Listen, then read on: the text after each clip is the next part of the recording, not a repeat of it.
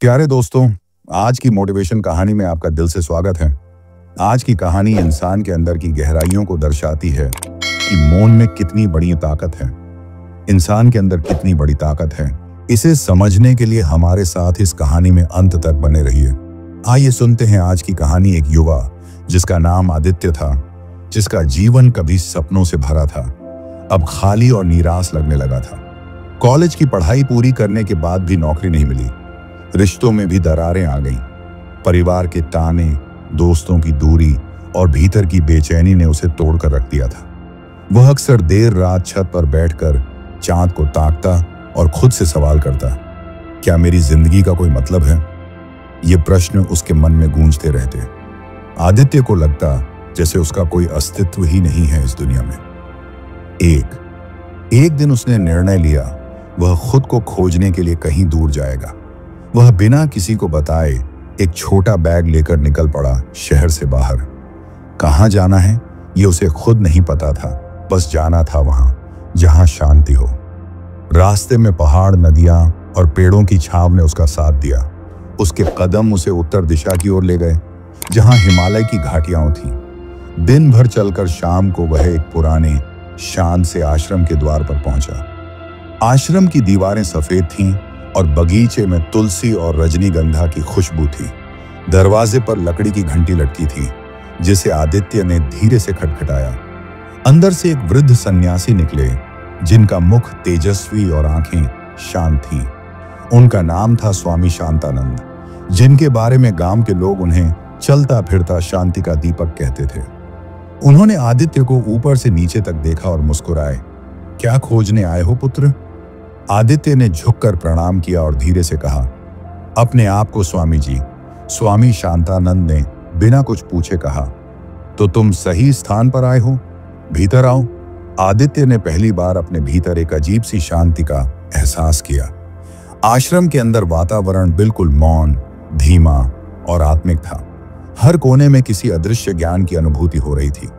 स्वामी जी ने उसे एक कक्ष में रुकने को कहा, जहां चटाई, दीपक और कुछ किताबें थीं। पहले दिन मौन रखो, फिर कल हम बात करेंगे, उन्होंने निर्देश दिया। आदित्य ने मौन का पालन करते हुए अगले दिन सूरज की पहली किरण के साथ आंखें खोलीं। पक्षियों की चहचहाहट, मंद हवा की सरसराहट और घंटी की ध्वनि में वह खो सा गया। उसने पहली बार अनुभव किया कि मौन भी कितना मुखर हो सकता है। जल्द ही वह प्रार्थना कक्ष में पहुंचा, जहां कुछ साधक ध्यान कर रहे थे। वह एक कोने में बैठ गया और आंखें बंद कर लीं, पर मन बहुत भटक रहा था। स्वामी शांतानंद ने ध्यान पूर्ण होने के बाद उसकी ओर देखा और बोले, मन को वश में करना आसान नहीं, लेकिन यह पहली सीढ़ी है। आदित्य ने कहा, स्वामी जी, मैं बहुत टूट गया हूं, भीतर कुछ भी शांत नहीं है।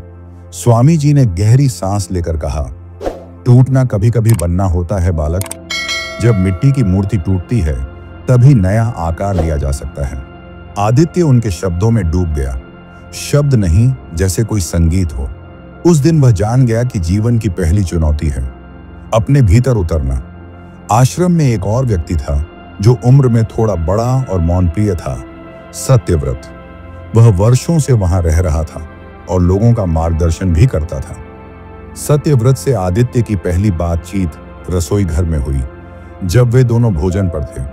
तुम्हारा चेहरा कुछ पूछता है, लेकिन तुम्हारी आंखें पहले से जवाब जानती हैं, सत्यव्रत ने कहा। आदित्य मुस्कुराया, मैं तो बस खुद को समझने आया हूं। सत्यव्रत ने कहा, खुद को समझना सबसे लंबी यात्रा है, लेकिन सबसे सुंदर भी। फिर उन्होंने एक छोटी सी बात कही जो आदित्य के मन में बस गई। जब तुम अकेले होते हो, तब तुम अपने सबसे पास होते हो। उस रात आदित्य ने पहली बार ध्यान करने का गंभीर प्रयास किया। विचार आते रहे, स्मृतियां टकराती रहीं, पर बीच बीच में शून्यता का अनुभव हुआ। वह क्षणिक था, पर वही क्षण उसके लिए अमूल्य था। उसे महसूस हुआ, शांति बाहर नहीं, भीतर से फूटती है। स्वामी शांतानंद ने अगले दिन उसे बुलाया और पूछा, क्या तुमने कभी स्वयं को देखा है? आदित्य बोला, आईने में। स्वामी जी हंसे, आईने में दिखता है शरीर, पर आत्मा नहीं। ध्यान आत्मा का आईना है, जिसमें तुम्हारा असली स्वरूप झलकता है। तुम कौन हो, क्यों हो और किस लिए हो, ये सब उत्तर तुम्हारे भीतर ही हैं? आदित्य ने पूछा। पर मैं कैसे समझूं कि जो उत्तर मुझे मिले वो सही हैं? स्वामी शांतानंद बोले, जो उत्तर तुम्हें शांत करें वे ही सच्चे होते हैं, और जो तुम्हें बेचैन करें वे केवल तुम्हारे भ्रम हैं। आदित्य के भीतर जैसे कोई पर्दा हट रहा था, वह गहराई में उतर रहा था। हर दिन वह कुछ नया समझता, कुछ नया छोड़ता, कुछ नया पाता। अब उसे डर नहीं लगता था मौन से, बल्कि वह उसकी शरण लेने लगा था। अकेलापन अब खालीपन नहीं, एक अवसर बन गया था आत्म साक्षात्कार का। स्वामी शांतानंद ने एक दिन आदित्य को नदी किनारे चलने को कहा। वहां बहती नदी शांत और गहराई लिए थी, जैसे जीवन का प्रतीक। स्वामी जी बोले, देखो इस जल को, ये कभी नहीं रुकता, न शिकायत करता है। कभी यह चट्टानों से टकराता है, कभी धरती को चूमता है, फिर भी आगे बढ़ता है। क्या तुम नहीं चाहते कि तुम्हारा जीवन भी इसी नदी जैसा हो? आदित्य ने सिर हिलाया। हाँ, पर मैं भीतर से डरा हुआ हूं। स्वामी जी ने मुस्कुराकर कहा, डर जीवन का नहीं, अज्ञानता का परिणाम है। जैसे ही तुम खुद को जानने लगते हो, डर पिघलने लगता है। जो अंधकार से डरते हैं वे दीप जलाना भूल जाते हैं। आदित्य ने जल की ओर देखा। उसकी लहरें जैसे कह रही थीं, चलो आगे बढ़ो। उसने महसूस किया कि जीवन रुकना नहीं सिखाता, केवल बहना सिखाता है। वह मौन होकर उस बहाव को अपने भीतर महसूस करता रहा। सत्यव्रत ने आदित्य को एक दिन ध्यान सत्र में अकेले भेजा। एक गुफानुमा कक्ष में बैठकर उसे 3 घंटे मौन साधना करनी थी। पहले घंटे में उसे बेचैनी हुई, पांव सुन्न, पीठ में दर्द, मन में उथल पुथल। दूसरे घंटे में वह विचारों की गहराई में उतरने लगा, जहां पुराने डर तैरने लगे। उसने देखा बचपन की स्मृतियां, हार की पीड़ा, लोगों की उपेक्षा सब आंखों में उमड़ आए। पर जैसे जैसे समय बढ़ा, वह उनसे जूझने की बजाय उन्हें स्वीकार करने लगा। तीसरे घंटे में उसने पहली बार अपने भीतर एक दिव्य मौन को सुना। कोई आवाज नहीं थी, फिर भी हर उत्तर भीतर से फूट रहा था। उसने महसूस किया, दर्द भी शिक्षक होता है और मौन सबसे बड़ा गुरु। जब वह बाहर आया तो सत्यव्रत खड़े थे, जैसे सब कुछ जानते हों। अब तुम्हारा पहला तल पार हुआ, उन्होंने कहा। आदित्य ने झुककर कहा, मैंने आज पहली बार खुद को देखा है। रात के समय आदित्य आश्रम की छत पर बैठता और आकाश को निहारता। तारों के नीचे वह सोचता, ये सब कितने स्थिर हैं और मैं कितना व्यग्र रहा। उसे अब अपने जीवन की व्यर्थता महसूस नहीं होती थी, बल्कि उद्देश्य तलाशने की ललक थी। एक रात स्वामी शांतानंद उसके पास आए और बोले, क्या सोच रहे हो? आदित्य बोला, सोच रहा हूं कि मैं अब पहले जैसा नहीं हूं। स्वामी जी ने कहा, तुम्हारी आत्मा ने जागरण की पहली दस्तक दे दी है। अब तुम्हें केवल एक बात याद रखनी है, जो तुम हो वही तुम्हारा रास्ता है। दूसरों की मंजिलों को देखकर मत चलो, वरना तुम अपने पथ से भटक जाओगे। आदित्य बोला, लेकिन क्या समाज हमें हमारे रास्ते पर चलने देता है? स्वामी शांतानंद ने गंभीर होकर कहा, समाज तुम्हारा गुरु नहीं, केवल दर्पण है। गुरु वो है जो तुम्हें खुद से मिलाए, ना कि समाज से। उस रात आदित्य ने ठान लिया, अब वह केवल सच्चाई के पथ पर चलेगा। अगली सुबह आश्रम में एक विशेष प्रवचन का आयोजन था। स्वामी शांतानंद ने सब साधकों को आमंत्रित किया और एक कथा सुनाई। एक बीज था जिसे धरती पर गिरा दिया गया था। उसे अंधकार से डर लगता था, लेकिन जैसे ही उसने मिट्टी को स्वीकार किया, वह अंकुर बन गया। अंधकार उसी का था, पर वह अब उस अंधकार को छेद कर ऊपर आ रहा था। आदित्य, जीवन भी वैसा ही है। तुम जितना स्वीकार करोगे उतना ऊंचा उठोगे। प्रवचन के बाद आदित्य देर तक मौन बैठा रहा।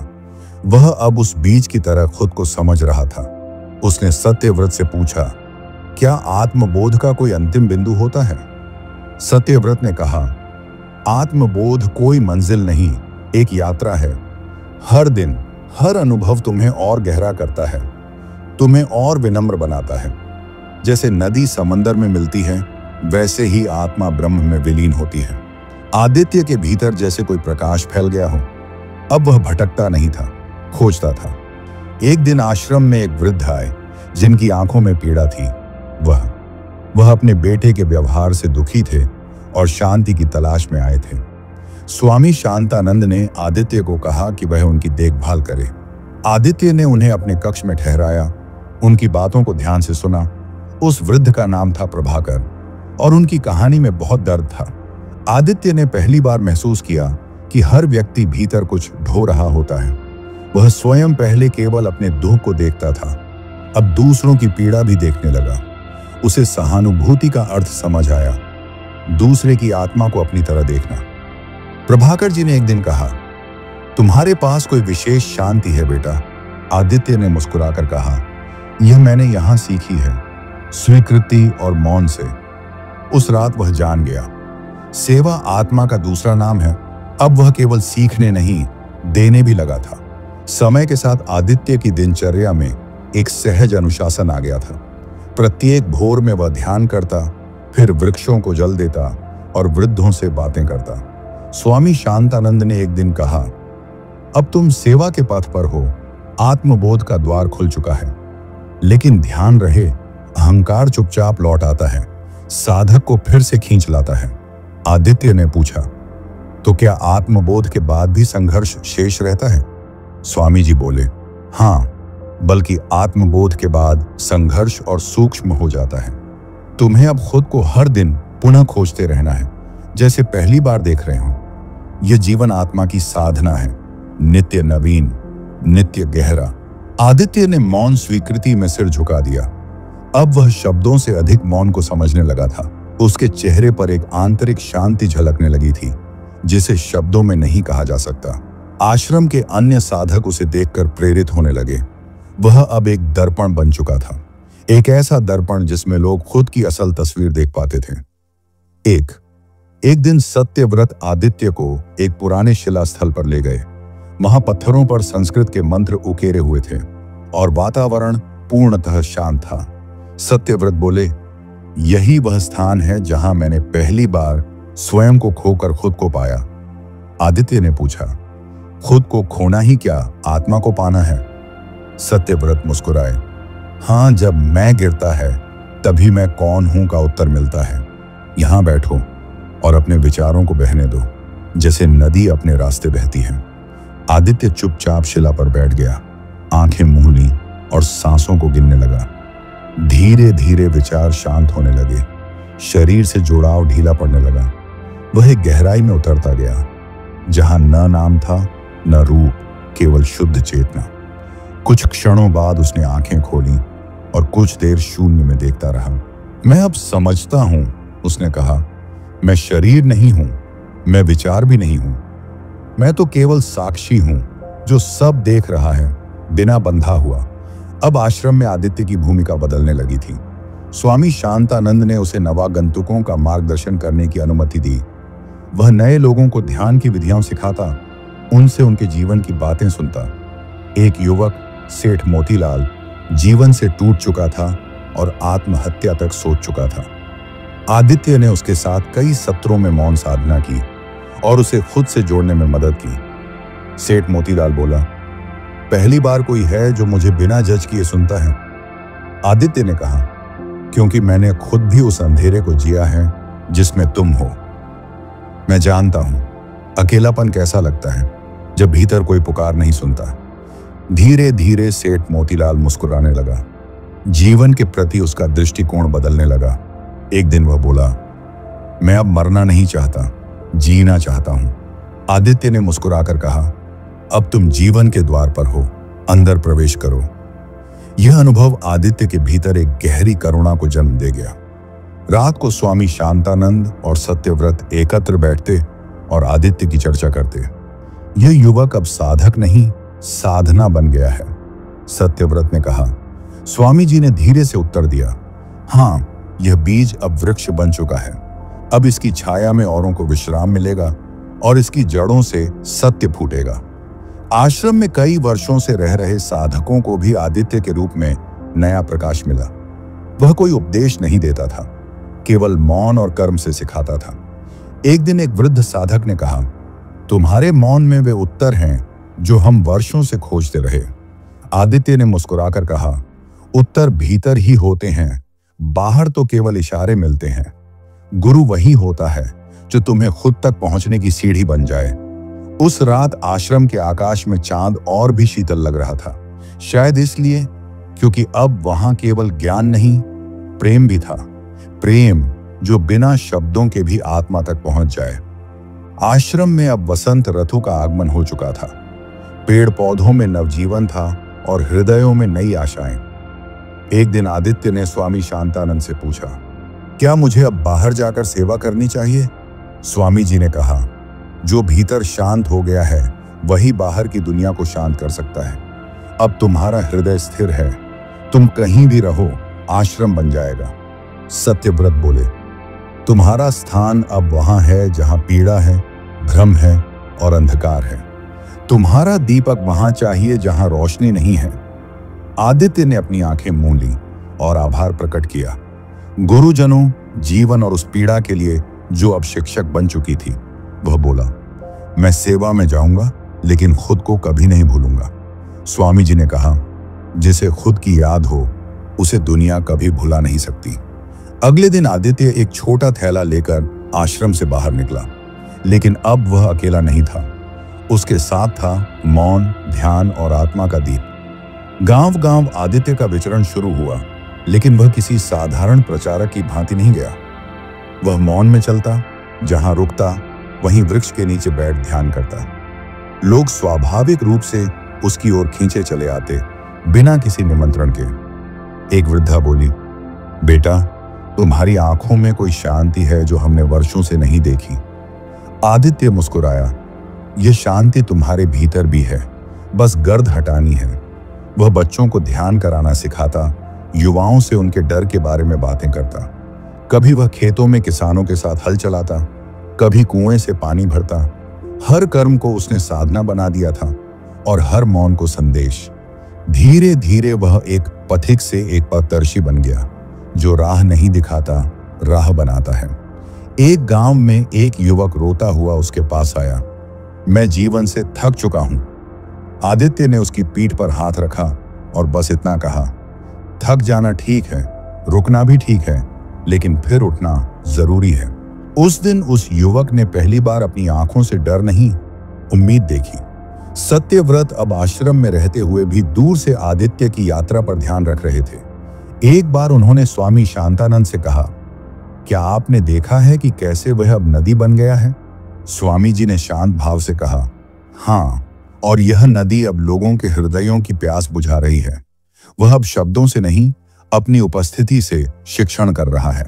उसी समय एक चिट्ठी आई, आदित्य की लिखी हुई, केवल एक पंक्ति में, मैं वहां पहुंच गया हूं जहां मैं पहले से था, पर अब मुझे उसका बोध है। सत्यव्रत ने वह चिट्ठी पढ़कर आंखें मूंद लीं और एक दीर्घ श्वास ली। स्वामी शांतानंद बोले, जब शिष्य इस तरह गुरु को धन्यवाद कहता है, तब गुरु भी नम्र हो उठता है। यह सच्चा उत्तर है, शब्दों से नहीं, अनुभव से भरा हुआ। अब वे जानते थे कि आदित्य ने केवल ध्यान सीखा नहीं, ध्यान बन गया है। उसकी आत्मा अब चलती फिरती शांत गुफा बन चुकी थी, जहां कोई भी विश्राम पा सकता था। गुरुओं के लिए इससे बड़ा फल क्या हो सकता है? एक बार आदित्य एक नगर के चौराहे पर बैठा हुआ ध्यान कर रहा था। चारों ओर शोर था, लोग आ जा रहे थे, पर उसकी स्थिरता विचलित नहीं हुई। एक बालक आकर बोला, क्या तुम सो रहे हो? आदित्य ने आंखें खोली और मुस्कुराकर कहा, नहीं, मैं सबसे जागा हुआ हूं। उसके शब्दों ने बालक को चौंका दिया। कैसे? मेरी मां तो कहती है ध्यान में सो जाते हैं लोग। आदित्य ने धीरे से कहा, ध्यान में हम अपने भीतर की नींद से जागते हैं। बालक ने पूछा, क्या मैं भी ध्यान कर सकता हूं? हाँ, तुम सबसे अच्छे साधक हो सकते हो, क्योंकि तुम्हारे भीतर प्रश्न है। उस दिन उस नगर में बहुतों ने पहली बार मौन बैठना सीखा। कोई दुकान छोड़कर आया, कोई चाय की गिलास बीच में छोड़कर, क्योंकि एक साधु बीच सड़क पर बैठकर सबको सिखा रहा था कि जीवन दौड़ नहीं, विराम भी है। वह विराम जो हमें हमारी आत्मा से जोड़ता है।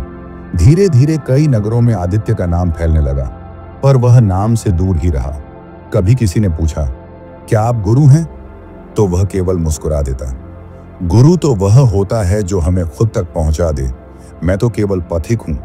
उसके उत्तरों में अकड़ नहीं, विनम्रता और करुणा होती थी। कई बार नगर के अधिकारी उसे मंचों पर बुलाना चाहते, पर वह अस्वीकार कर देता। मंच पर नहीं, जीवन के बीच में बैठकर ही सच्ची साधना होती है। उसकी लोकप्रियता बढ़ी, पर वह केवल सादगी में ही जीता रहा। उसकी झोली में एक वस्त्र, एक कमंडल और कुछ प्रेम भरे शब्द होते। जहां वह रुकता, वहीं एक मौन क्रांति शुरू हो जाती। सैकड़ों लोगों ने शराब, हिंसा और ईर्ष्या का त्याग करना शुरू कर दिया।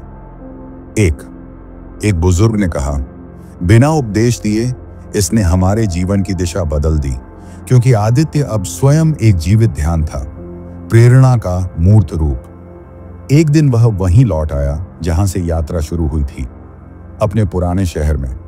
गली वहीं थी, पर उसकी आंखों में अब कोई अपेक्षा नहीं थी। वह अपने पुराने घर के सामने खड़ा रहा, कुछ देर बिना बोले। पड़ोस की एक महिला ने पूछा, बेटा, क्या तुम आदित्य हो? उसने मुस्कुराकर सिर हिला दिया। हाँ, पर अब वह आदित्य नहीं जो पहले था।